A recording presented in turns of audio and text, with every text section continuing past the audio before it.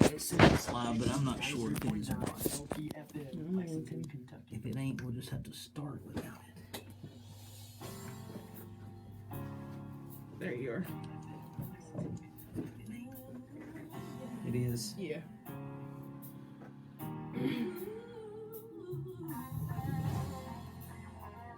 Share this. Okay. Okay.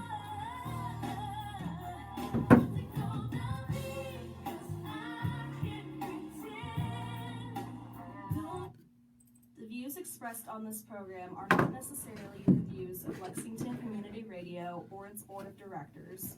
The views expressed are solely those of the programmers. You are listening to Off the Cuff. Now, here's your host, Adam Banks.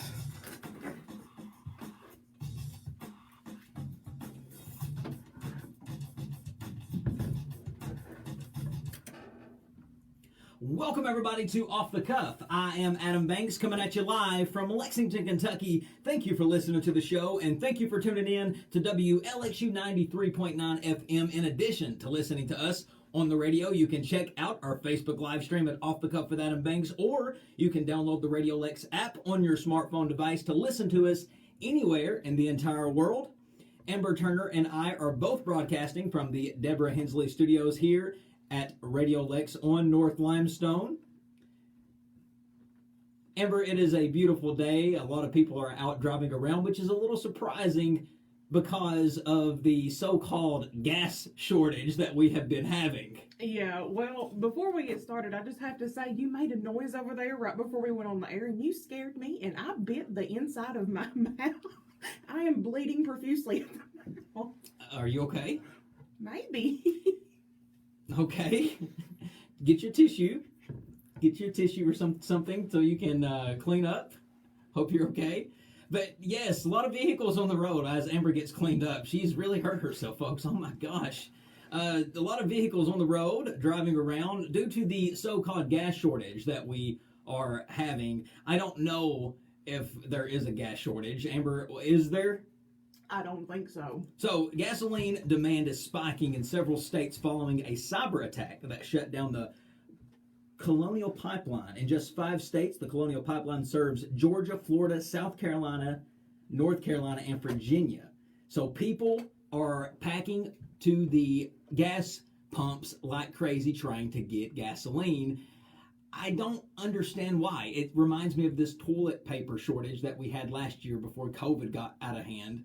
People going to the grocery store, loading up on toilet paper. Now everybody's doing the same thing with gasoline, going and trying to hoard gas. Well, if they were always paying what I have to pay, because, you know, I use, what is the one between low level and high grade? Is it mid-level? I always use that. You know, I went and filled up. I'll just give you a wild guess how much it was for me to fill up my little car. The total from on empty? On empty, baby. Wrote in on E. 50? Not that much, but I only have a 10-gallon tank in that thing, so... That's what it's costing me. People are still filling up, irregardless of how much it costs to fill their car up. Mm-hmm. They're still filling up. It could be $60, they're still filling up. Well, a lot of places have put caps on it, I've seen, which I thought was a novel idea, yes. But I think, don't you kind of think that creates a little more panic when, like, you tell people, like, hey, you can come and you can get you a little, but you can only have this much? It does, and I think that panic is what causes people to do things like this, and it's just ignorant people that don't have a lot of sense that do things like this. We're not running out of gas, folks. Things will be fine next week. As a matter of fact, by the end of the week, things will be okay. So quit trying to hoard gallons and gallons of gas in your garage, because next week the pumps will be full of gas. Well, the thing that got me was seeing all the different contraptions people made to put all this gasoline in. You know, I'm an environmentalist, so the environmentalist in me loved seeing people put gasoline in garbage bags, plastic bags, all of the things that gasoline can melt through. You're telling me that they're putting gasoline, you've seen people put gasoline in garbage bags? People were posting photos. Now, whether or not it was still a funny, like somebody still had to pump something in that, like big old, like they look like big Target bags. People had Target bags full of gasoline. Went to Target to go to the cartwheel sale and ended up coming home with 20 gallons of gas. And it could easily burn through the bags. Yes, eats through it. Yeah. And I would hate to be a person who smokes cigarettes, because if you light up a cigarette and you've got a garage full of gasoline, I feel like that's going to spell bad news. Well, the same people that probably still smoke in their garage are the same ones putting the gas in their Target bags. The FBI accused a criminal gang called DarkSide of the ransomware attack. A ransomware, if nobody knows what that is, it's a type of malware designed to lock computers by encrypting data and demanding payment to regain access. So they have held up this pipeline, these people called the dark side, for money, and we're just refusing to pay it. Not saying that we're not going to take care of the problem. I don't know the ins and the outs. All I know is that by this time next week, there's going to be plenty of gas in the pumps. And did you say it's the dark side? It's not dark side of the ring. That's what I was going to say. Wait. But it's criminal. It's a criminal gang called the dark side. And it says here that Virginia is one of the states that has a shortage on gas. As you know, last week was Mother's Day, and I went home for Mother's Day and saw my mom. She lives in Virginia. The last place I got gas was in Virginia. Well, did you have any issues? Not at all. None. And I enjoyed the trip. It's a long trip, about 4.5 hours from Lexington to where my mom lives. Yeah. Noticed a lot while I was on the road. Nothing to do with gas, but I noticed the one thing that really stood out to me on my trip home to my mom's and on the way back, and I guess it was just because it was just a busy weekend because of Mother's Day, was the different amount of license plates that had different slogans on them. Oh. So, you know that we live in Kentucky. Kentucky has a slogan on their license plate. Do you know what the slogan is? I mean, I always know what I grew up thinking the slogan in Kentucky was. I can tell you that. What? Getting lucky in Kentucky. No, that's not. So, okay, on your license plate, it has a slogan. Do you know what the slogan says? It should be on your license plate. I mean, man, I don't really look too hard at my license plate. Okay, well, Kentucky's license plate says unbridled spirit. Oh. That's our slogan. I like getting lucky in Kentucky better. That sounds better. It used to be education pays. Do you remember that? Apparently it does. So there's that. That's why they changed it. That's why they had to change it. So it's unbridled spirit. But in Virginia, their slogan is Virginia is for lovers. Oh. So all of these different license plates that I saw were from different states, and what was fascinating about these license plates were the different slogans that was on each license plate. You know what? Is the one for West Virginia, is it Wild and Wonderful? Wild and Wonderful. Yes. Okay. Wild and Wonderful for West Virginia. Okay. So you see what I'm saying? Yeah, I'm smelling what you're cooking. So every state has a slogan. Okay. So I'm sure that you don't have any idea what you knew West Virginia's. Well, but that's a technicality. And you didn't even know Kentucky. So I'm going to take a wild stab in the dark and say you don't know the majority of the slogans. Well, probably not. And like most people. So I'm going to tell you what the slogans are of each state quickly. Okay. Okay, in Washington, the slogan is say wall. Wall? Wall. Brandon Wall? Right. In Maryland, it's Maryland of Opportunities. In Rhode Island, it's Unwind. In Nevada, it's the Battle-Born State. In Wisconsin, it's Live Like You Mean It. In Arizona, it's the Grand Canyon State. Iowa is Life-Changing. South Carolina is Smiling Faces, Beautiful Places. South Dakota is Great Faces, Great Places. Oklahoma is Okay. That's seriously, Oklahoma is okay. Hawaii is the islands of Aloha. New Jersey is Come See for Yourself. Vermont is Vermont Naturally. We already said what Virginia was. Massachusetts was the Spirit of America. California was Find Yourself Here. Georgia is Georgia on My Mind. Kansas is As Big as You Think. Arkansas is The Natural State. Maine is There's More to Maine. I really would like to see what's more to Maine. I would really like to know what's more. Pennsylvania is State of Independence. Louisiana is Pick Your Passion. Tennessee is America at its best, except basketball. Texas is It's Like a Whole Other Country. Florida is Sunshine State. Connecticut is Full of Surprises. West Virginia, we already said what that was. Alabama is Share the Wonder. Oregon is We Love Dreamers. New York is I Love New York. I bet you knew that one. I did know that one. Delaware is It's Good Being First. Illinois is Mile After Magnificent Mile. Utah is life elevated. Mississippi feels like coming home. North Carolina, a better place to be. Minnesota is explore Minnesota. New Hampshire is you're going to love it here. Alaska is beyond your dreams, within your reach. Missouri is close to home, far from ordinary. Colorado is enter a higher state. We're winding down here to the bottom 10 because we already said what Kentucky was. Nebraska is the good life. New Mexico is land of enchantment. Ohio is so much to discover. Wyoming is no place on earth. Indiana is restart your engines. North Carolina is legendary. I'm sorry, that's North Dakota is legendary. District of Columbia is taxation without representation. Michigan is say yes to Michigan. Idaho is great potatoes, tasty destinations. And finally, Montana is the last best place. The last best place. Yes. Well, that's a good thing you saved it for last. Yes, so I would call that the first best slogan. Well, all right. Yes. So that is the many different slogans that these states have. And I just thought that was just interesting. And it makes me wonder, where do they come from? I am very curious as to where some of these come from. Like, who in Wisconsin thought that was like a cool enough place to give it a slogan like that? And can we not come up with something different besides unbridled spirit?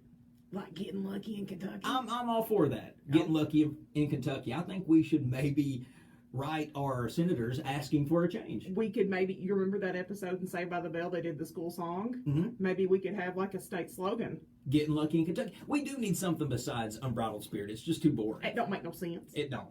But I'll tell you what will make sense is a lot more off the cuff coming at you live after these words, so stick with us. We'll be right back.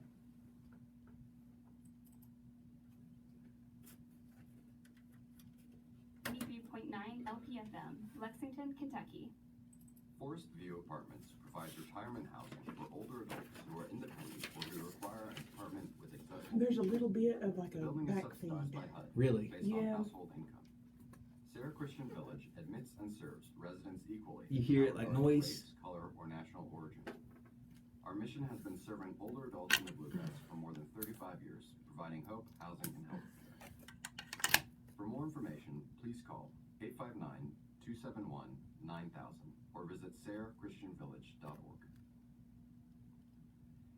Forest View Apartments provides retirement housing for older adults It could who are just be that independent commercial. or require an apartment with accessible features.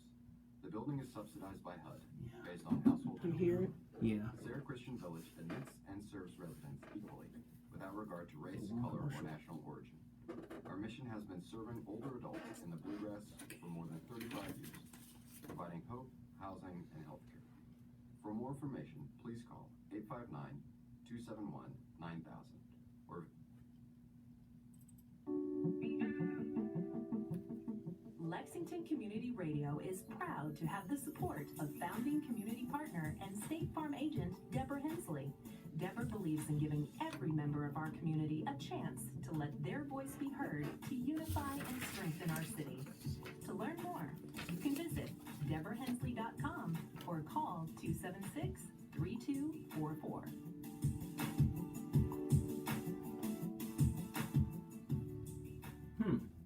See if you recognize this voice. Nope. Oh, come on. It ain't gonna play. It's my commercial. Well, it said no. Well, I guess we'll start the show back.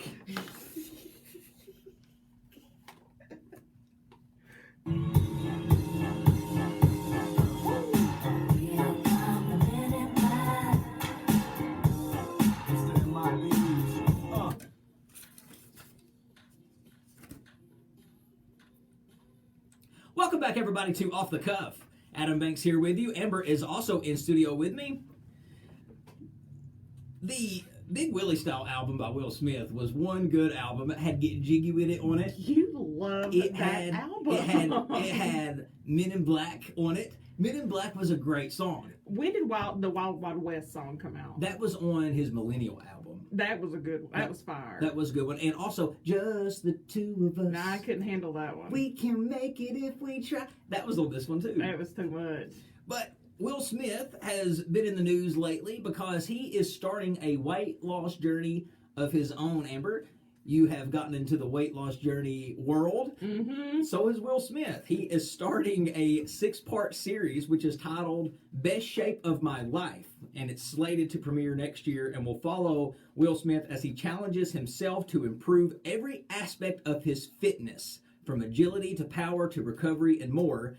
It will also feature special guest appearances from pro athletes, doctors, health and fitness experts, and famous YouTube creators. He posted a selfie of him in nothing but his underwear, showing off his quote-unquote dad bod. He had a little bit of a belly, and he was saying, I've never been in this bad a shape in my life. It's time to fix it. What do you make of the new Will Smith weight loss journey YouTube series? Well, it's funny that you should ask me what I think about this. I think this is absolutely one of the most outrageous things I've ever seen. Why are people still falling for this nonsense? It is very obvious that he done this to get himself pushed back out into the limelight. So now he's got this series targeting this whole group of people who are so vulnerable and so sensitive, and they love him. And now he's going to show them all the ways he can lose weight that they'll never be able to because we don't have that kind of money. Right. Y'all get out of this field. And plus, Will has money to where he can hire exactly who he needs to hire, and a nutritionist, and he's got all these resources. You're not going to see everything behind the scenes. No! You're only going to see a very well put together, edited production that Will Smith and his people are going to put together. People don't even see my behind the scenes, and I am very low level fitness, and here is this man who has just this astronomical amount of money. Not only does he have this money, he has this platform that a lot of us don't have. So just quit targeting people who are already sensitive and vulnerable. Just keep making movies for them. Don't give them unrealistic expectations to try to meet. I didn't think you were a big fan of the. You know, I love him though. I do. He announced it just a day after he declared that he was in the worst shape of his life, and he shared that picture, which sparked a lot of people sharing an image of themselves in a very similar pose, saying that they're going to start getting in shape too. There's never been anybody inspire me to really take care of my fitness. Not yet. I mean, you're working on it. I was going to say, what are you talking about? You're working on it, but when I work out and stuff, I get real sore, and I'm not a big fan of that. Because you won't have work out. As I keep trying to show him, he won't listen. I just don't like, when I work out, I don't like to get sore. People like that. People are like, ooh, I feel sore. I feel like I've got something. No, I like to feel good every day. I don't like to be sore. You think I like walking around sore? Now, come on now. I'd say afterwards you feel a lot better, though. Well, I learned how to properly work out so I don't get sore. Exactly. Well, we were talking on the last segment about state slogans and the many different license plates that these states have. Amber, my trip home from Mother's Day was eventful in itself. I saw tons of people filling up for gas, seen tons of people showing off their different license plates. But we've talked about road rage on this show before. I was a part of road rage yet again on my way back home from my mom's. Oh my goodness. And this caused me to have to call 911 on the person. Did you really call 911 on somebody? I did, because the person was driving erratically. Yeah. But here's the thing. I had never called 911 before, ever in my life, until the other day. Yeah. And I was so nervous calling 911. I was more nervous calling 911 than I was the crazy driver that was driving erratically. Yeah, because you always think you'll get trouble. Well, you always think you're going to get in trouble when you call 911. Have you ever had to call 911 for something? All the time. So you've called it more than once.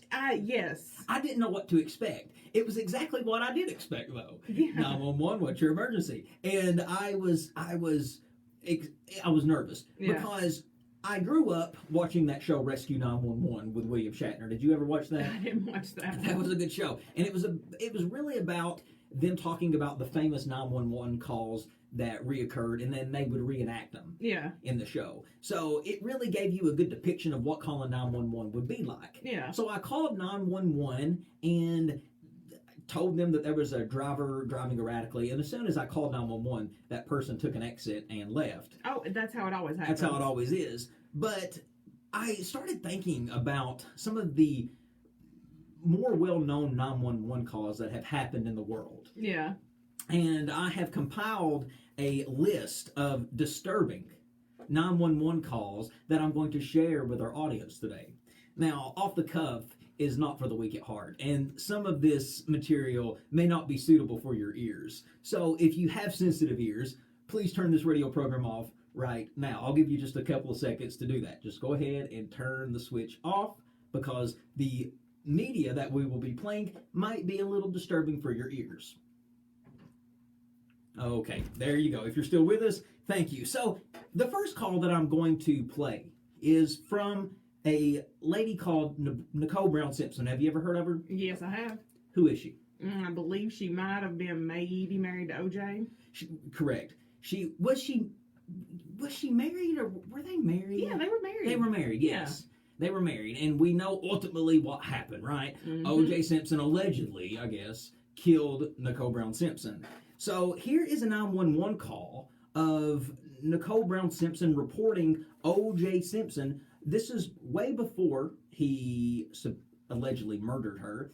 We all knew that he was an abusive guy, and Nicole would call 911 all of the time to report O.J. Simpson beating her. In this particular incident, she calls 911 and tells the police that O.J. broke into the house and he's about to beat the crap out of her. And what's so haunting about this phone call, Amber, is we know what ultimately goes on to happen to her. Yeah. And how many times does Nicole have to call the police for them to lock O.J. up? And it makes you think about all of these domestic cases out there of people who do call 911 and report they're getting beat, and then they come and they maybe slap a little stupid restraining order on the person, or maybe tell them to calm down, and then they go back home. They never really take care of the problem. So what's haunting about this 911 call is because we ultimately know what happens to Nicole from O.J. Simpson. So listen at this explosive 911 call that Nicole Brown Simpson made about her ex-husband O.J. Simpson.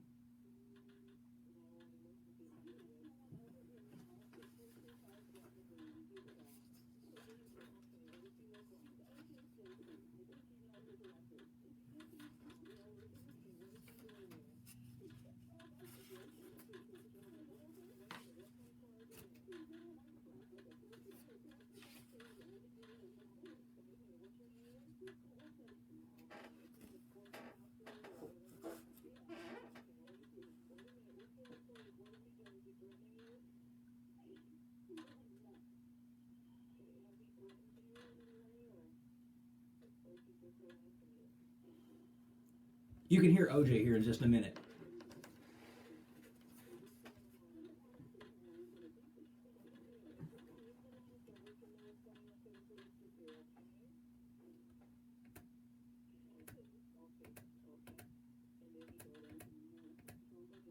You can hear him.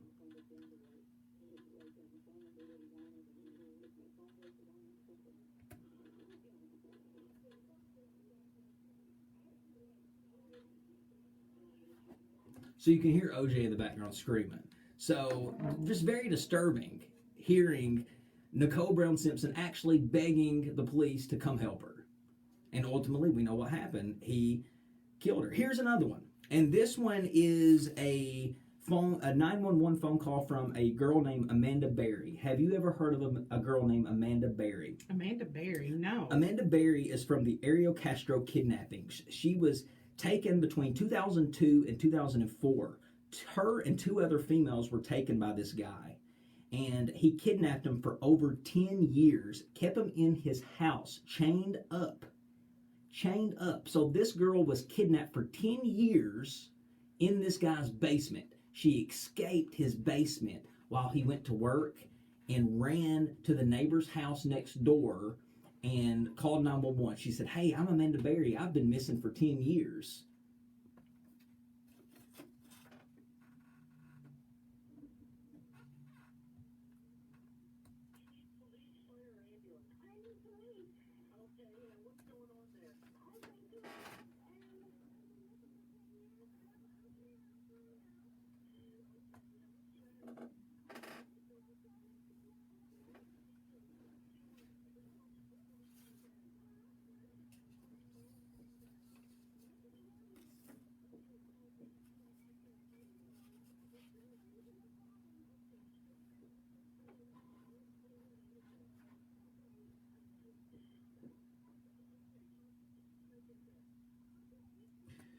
So this girl had been kidnapped for 10 years.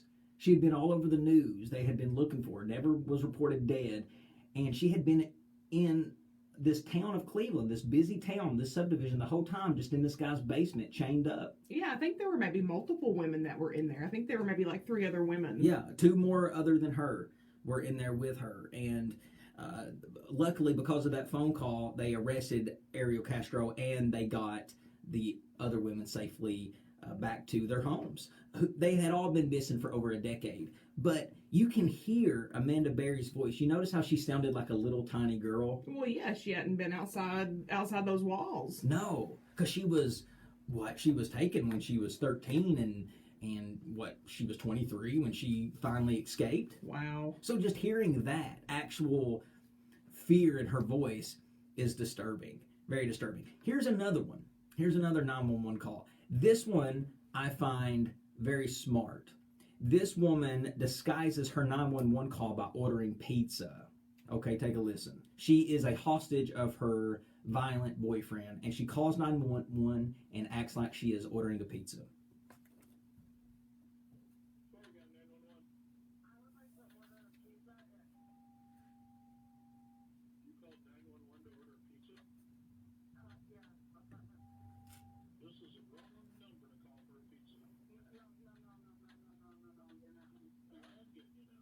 Okay, so the 911 call dispatcher says, okay, I'm getting you now, so continue to listen to the phone conversation.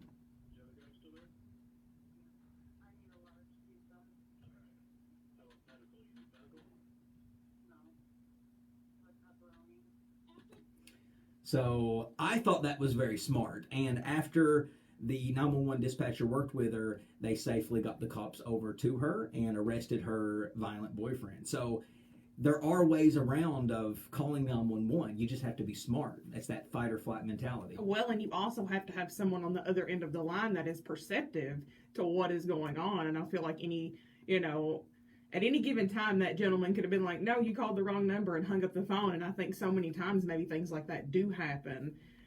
So it gets fearful. Here is another one. This one comes from the King of Pop, Michael Jackson. This is a famous 911 call. When he passed away, this is the 911 call that they made right beside of Michael Jackson as he was laying there dying. Take a listen.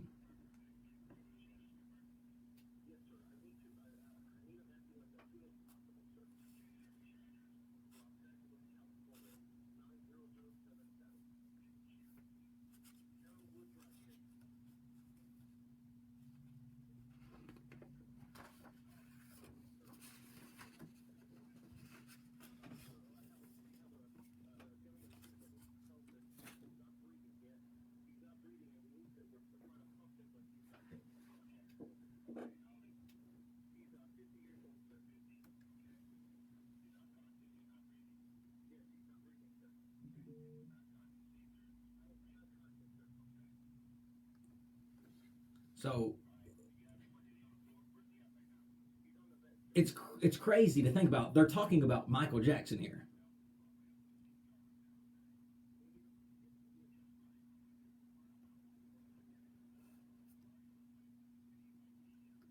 So did they ever say this is Michael Jackson? No. Oh. They never did say it was Michael Jackson. But I guess, what does that matter? I mean, true. So one more here. And this one is definitely a disturbing 911 call, just to forewarn everybody. There was a woman who used to have a pet chimp. And she used to have this pet monkey. You know, monkeys are cute. Monkey see, monkey do. But monkeys, especially chimps, are not made to be owned by human beings like a dog is. No. And this chimp, the reason for it is because they're wild animals, and they can turn on you at any time. This woman had this pet chimp, and this woman was hanging out with another one of her girlfriends, and the chimp got jealous and started attacking this woman's friend. Let's take a listen.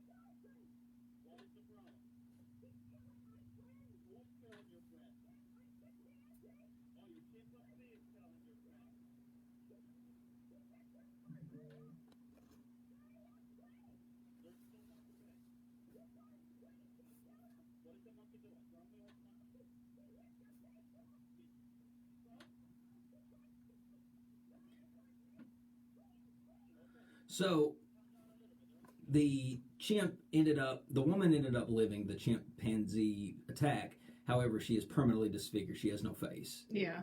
And that is very hard to listen to, especially when you got an idiot 911 dispatcher not really understanding what you're saying. Well, and I mean that's where it comes into play. Like when you take these emergency calls, like these people act like, 911, what's your emergency? I understand it is a job and we have to have someone do it, but typically when people are hitting 911 on their phone, just like you said when you were calling earlier, it puts a set of panic in you because obviously something is wrong. And even though this is your job and you hear these calls all day, day in, day out, that person that is calling you in that moment is having the worst time of their life. And they literally do not need to sit there and reiterate to you constantly, bring a gun because my chimp's killing my friend. The second she said, help, send police, bring a gun, my friend's dead. Ma'am, we're on the way. Are you okay? Let's talk. Let me calm you down for just a second. Right. Stop interrogating. It's not an interrogation. Right. This woman's calling you out of fear, out of the need for help. There needs to be better training in the 911 service. You hear about people, the intense training that they have to go through. I watched that movie with Halle Berry. It was where she was on the phone with some girl trying to help her. She was hiding in the closet as an intruder broke into her house. Yeah. And Halle Berry got disconnected with her, and she tried calling her back and made that girl's phone ring, which made the intruder find out where she was and killed the girl or kidnapped the girl. So Halle Berry felt so responsible, she went after the girl to save her herself. It's a very Hollywoodish movie. I was going to say. But things like that happen.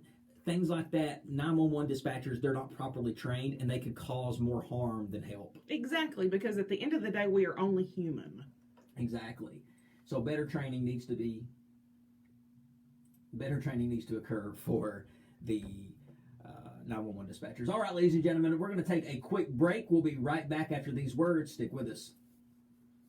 WLXU 93.9 LPFM, Lexington, Kentucky. Is your housing or job at risk because of discrimination due to gender identity? The Lexington Human Rights Commission is here to help. We investigate The sound is just weird today. with no fee for our The whole thing If you is have a weird over discrimination here. complaint, It's like you can not file it working. online at lexhumanrights.org or call us at 252-4931.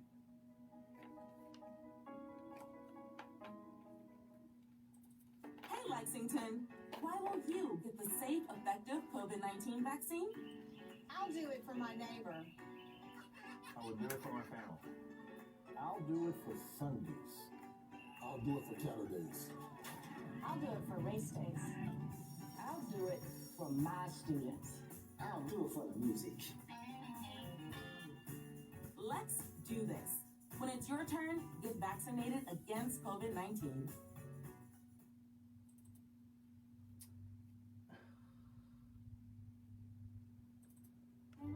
They're not going to play This my is Renee Cobb, host of Overtones Live. I had a commercial that was supposed to play with my name on it. It's not going to play. Across the radio dial. It's not working. Radio Lex spins over 5,000 unique songs each month Oh, well. in English on 93.9 FM and Spanish on 95.7 FM. Hear everything from soul to hip hop, classical to jazz, salsa to mariachi, and Americana to good old rock and roll. It takes a great community to make great community radio. We can't do it without you. Support the voice of the people today.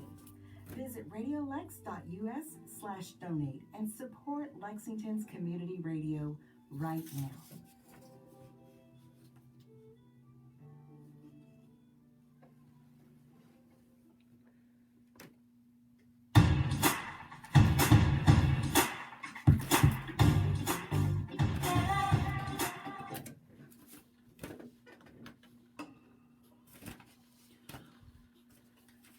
Welcome back, everybody, to Off the Cuff.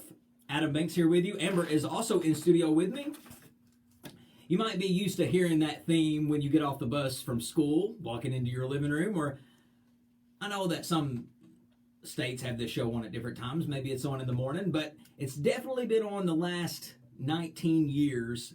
Ellen DeGeneres has been the host of the Ellen DeGeneres Show for 19 seasons. She is going to be calling it quits after her final 19th season ends at the end of 2022. Ellen DeGeneres is ending her talk show After more than 3,000 episodes, she's calling it quits. She says that it's not as challenging as it once was, and she needs to be challenged because as a creative person, she constantly wants to do that for herself. What do you make of the news? So you mean to tell me that this lady who loved doing this show, put it all over everything, says that she is no longer challenged, but I just have to challenge her no challenge statement and just ask, I mean, does this have anything to do with the fact that people might have said you're not very nice? I think it has everything. Nice? I think it has everything to do with that. You have to. It's not a coincidence that Ellen DeGeneres is leaving her talk show after claims of unkind behavior and bullying and a significant dip in ratings and sponsorships. She said, okay, I'm not as likable as I once was, and she knows that people aren't going to tune in like they once did. It's a different world we're living in now. And 2020, yes, it changed a lot of things for a lot of people. Things aren't going to be exactly the way they were, and that's included for Ellen DeGeneres. You can't come back after allegations like that. Allegations that you're mean, that you're a bully, that you won't even let people look you in the eye. So we have had too many people come out against her to say that. And Ellen, she does put off that I'm too good for you type of vibe because you see her just, you can tell by the way she prances around. The way she prances around. And she puts on this image on TV like she's so lovable, she's so kind, she's so giving. But we all know it's just a big, nice tax write-off. Well, I mean, I just think, again, that goes to show for the kind of person she is. I mean, instead of just saying, hey, you know, maybe I need to reevaluate the way that I ran my show. Obviously, a lot of people have come forward speaking about the toxic work behavior.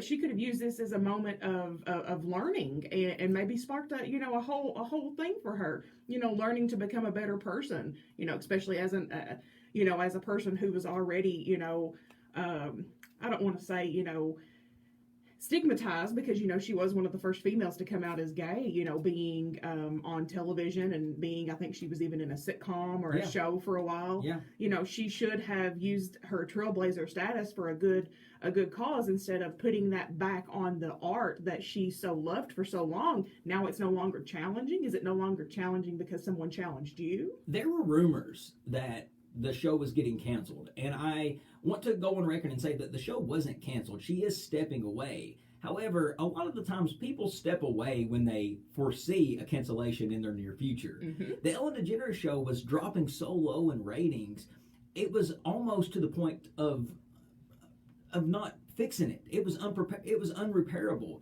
You talk about a fall from grace. You talk about a person who went from everybody loving to everybody not being able to stand. You talk about a person, every time she would get on TV, everybody would just start smiling and say, she's so funny, I love Ellen. And then you see Ellen on TV and you just see a plethora of eyes rolling in the back of their head. Mm-hmm. Because people are like, oh my gosh, here she goes again. Mm-hmm. And it's not like that Ellen wore her welcome out, because people, yes, they can stay on TV for too long. It's not that she wore her welcome out, it's just her true colors started to really come through and she got outed. And I'm not talking about her sexuality. No, and there's only so many cars and free giveaways that you can do on your show to keep people coming in before you finally have to be like, okay, well, this isn't challenging anymore because I'm not really that nice. She says that she is going to consider doing a movie next. Aww. But she will mostly be focusing on her conservation work. And though she distanced herself from claims of toxic workplace culture, she did acknowledge a lesson gleaned from accusations. So she's saying she's not having as much fun anymore as she once did. But that she had a lesson learned, but yet did nothing with that star power status she has to put that lesson into action. But she goes on to say this. She says, you realize, and I'm quoting Ellen, she says, you realize that every single encounter means something. And if, for whatever reason, one day I wasn't dancing when I'm in the dry cleaners, or I didn't smile at somebody, it's like, oh, did that affect somebody? Was that what they meant? She said. And I don't know, but I know that I'm just a person with a lot of different emotions, and I struggle with depression. and with anxiety. So every day I'm not super smiley, but my intention is to never hurt anyone. So Ellen is saying that when she's out at the grocery store and somebody sees her and she's not dancing and smiling, they just think she's rude and hateful because she's not how she appears to always be on TV. And she says that she's just kind of over that, and she wants to back away from always being in the public every single day, which is understandable. I couldn't imagine somebody thinking that I'm just a hateful person because I'm smiling all the time on TV, and then when they see me, I might look at them the wrong way, and they get out and tell everybody I'm a hateful person. No, I'm not a hateful person. I might have had something in my eye, and you might have took that the wrong way, like I was giving you an evil look, but I wasn't. Well, but she brought up the dry cleaner and people seeing her out in public, and these accusations were not made by people out in public. Right. These were accusations made by people that worked directly underneath her. And I'm sorry, but if, these people were going to forego their own job to come forward and speak about the toxic work environment, come on, you're going to have to do just a little bit better than that. And come on, Ellen, you ain't been to a dry cleaner in 30 years. I was going to say. Would you stop? Hush that nasty talk. Go out to the dry cleaners. But yes, she is leaving her show at the end of its final season. It will start in September and end in May. So the end of an era, 19 seasons. They asked her why she's not doing 20. They said 20 is a good number, but she said so is 19. So 19 is going to be when she ends it. They tried to get her to complete the end of her contract, which is at the end of 2023, but she says that she wants to leave early. I don't think it's a coincidence. After everything has happened, I think that she got exposed and she realizes that she is not in the environment she needs to be in anymore. But ladies and gentlemen, it is now time for Off the Cuff to take its Song of the Week break, roll them windows down, and enjoy a little Weezer, Can't Knock the Hustle. We'll be right back after the song.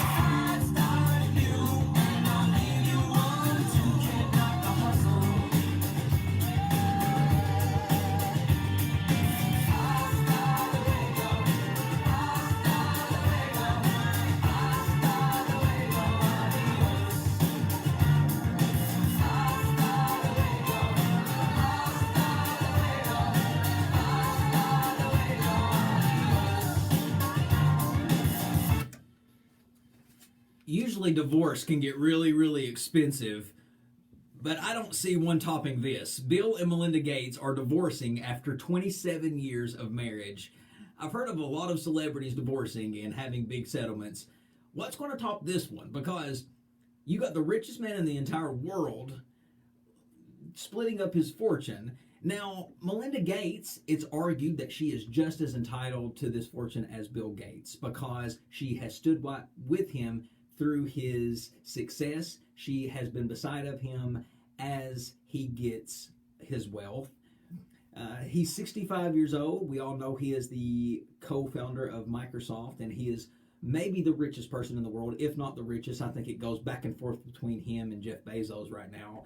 But he's got an estimated $124 billion according to Forbes, and he's got 3 children with his wife, Melinda, all ranging from the ages of 18 to 25, and they are now divorcing. Bill Gates' golf buddies said that he told them, Bill on the golf course, that he and Melinda have been distant for years. They sleep in separate bedrooms. They're not really married. They don't feel like a married couple. And what really fascinated me about Bill Gates was the 1997 interview that had resurfaced, stating that he and his wife, Bill and his wife Melinda, had an agreement that Bill was permitted one weekend a year to spend with his ex-girlfriend at a beach house. Do what? Melinda and Bill had an agreement that every year, one weekend a year, Bill could spend a weekend with his ex-girlfriend at a beach house. What was so great about this one ex-girlfriend that she got wrote into the prenup, That's baby? why I want to know what is so great about this ex. I need to meet her. I need to know the secret sauce. And he didn't care. He said, I just have to have one weekend. I just have to have one weekend a year with her. With her. It don't matter how rich I am. A man who has it all. A man who has every dollar that you could possibly envision in your head. He has every dime in the world. He still wants to be with her. Wants to be with that one woman, one weekend a month at a beach house. That's a great location. It's a great location. So if you want to be with her so much, why didn't you just go be with her every day if she's that great? Well, because she's not that great all the other days of the year. Maybe that's what it is. Yeah. Because there are people out there that they're great, but only for a couple days. Yeah, for like a day a week. Maybe a day a month. Well, according to Bill, a day a year. Well, 2 days a year. 2 days a year. A weekend. 3 if it's a long weekend. It could be. An extended weekend could be Labor 4. Day weekend 4. Maybe that's what it is. Maybe he waits to have her meet up with him for an extended weekend. Exactly. Like on one of those weekends where you get the Friday and the Monday off. But they are divorcing. Do you feel like that even though Bill is the mastermind behind Microsoft and he did work and made his millions, do you think that Melinda is entitled to his fortune because she has been with him throughout his success and she has worked side by side with him with their foundation? She might not necessarily be the brains behind the whole thing, but do you think she's entitled to some money? You know, TLC come out with a song back in the 90s, and you know what it said? What? Ain't none of my business. And that's literally what it is. Ain't none of my business. If they want to split, if they want to take every bit of money they got and go outside in their backyard and roll around in it, that's fine with me. Do what you got to do. Unless you ain't giving it to me, I don't care. But let's just take away it being Bill and Melinda, and let's just say it's somebody who is married to somebody who is rich, and that person stood by that person even before they were rich, and they got rich while they were married. Do you think that the wife is entitled, even if the wife didn't work making any of that money, do you think she's still entitled to some of that money? But he still had to come home every night and probably get in a bed that she had to make in the beginning, and he probably still came home every night and had to eat, and he had 3 kids, so he had to have a woman, take care of his children. I mean, we talk all the time, privately about how monetary is not the only way you contribute. And, when you are a stay-at-home wife, which Melinda definitely was not, I think you're always entitled. Not because it's an entitlement, but because you guys have entered a partnership. Yes, I do. It's situational. Yeah. It's always situational. Like Vince and Linda McMahon. If Vince McMahon divorced Linda, she would get 50% of everything he had, because when Vince McMahon, before he even incorporated Titan Towers, he was married to Linda. So Yeah. they lived in a trailer together before he had any success. So yes, she is just as part of World Wrestling Federation as what Vince McMahon is. He's just more out in front of the open. Exactly. But very expensive divorce, and it's going to be interesting to see what happens with Bill and his ex. I wonder if that will turn into a more of a... Was Melinda going to get added into that rotation? Like he gets a weekend with this one ex, now a weekend with her? I don't know. I need to hit up Melinda, because she's apparently on the market now. And she's one of the richest women in the world. Because Jeff Bezos and his wife recently divorced, didn't they? Just a year ago? I think so. Yeah, and that was one of the largest divorce settlements of all time. So now you got Bill and Melinda doing the same thing. So Melinda, if you listen to Off the Cuff, hit me up. Ladies and gentlemen, we are going to take one more break. We got one more segment to go here on Off the Cuff. Stick with us. We'll be right back. What are you doing on the computer? I'm signing us up for Lex Alerts from Lexington Emergency Management. What's Lex Alerts? It's a service that can call, text, or email us alerts about emergencies here. Like bad weather? Yes. And alerts from the health department and information about emergencies that affect everyone, like evacuations and shelter-in-place orders. It sounds important. It is. Just like cleaning your room. Ugh, Mom. There's nothing more important than staying up to date before, during, and after emergencies.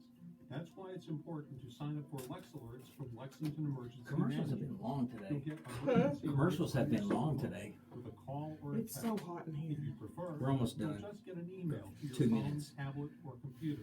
I'm going to have When to see if they seconds don't count, have like get air your we can best turn on alerts here. from Lex Alerts. Sign up So for I'm sure Lex they will Alerts just today find it, turn at it on. BeReadyLexington.com. You'll be glad you did.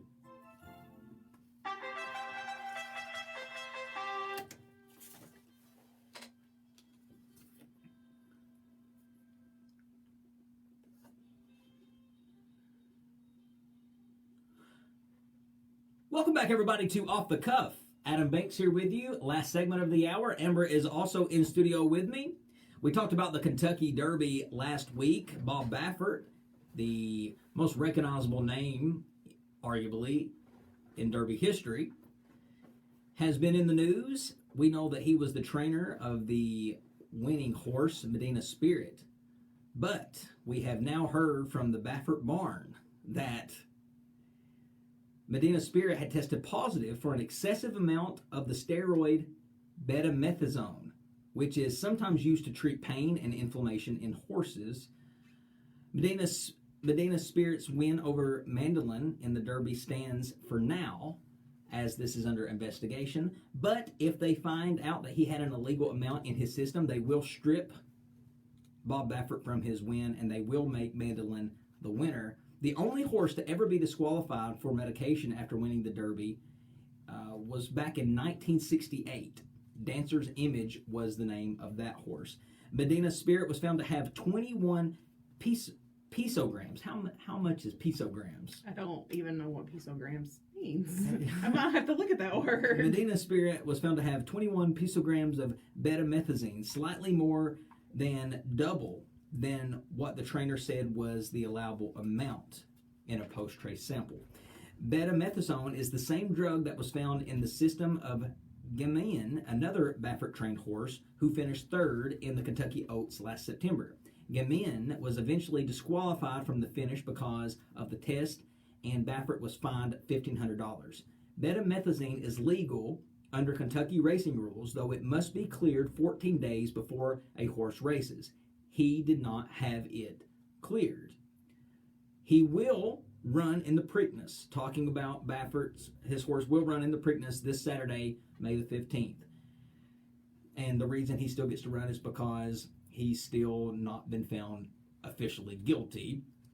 If he is found guilty, Bob Baffert, in order to make waves, I think they need to strip his win, and they need to ban this man from ever entering another horse in the Kentucky Derby.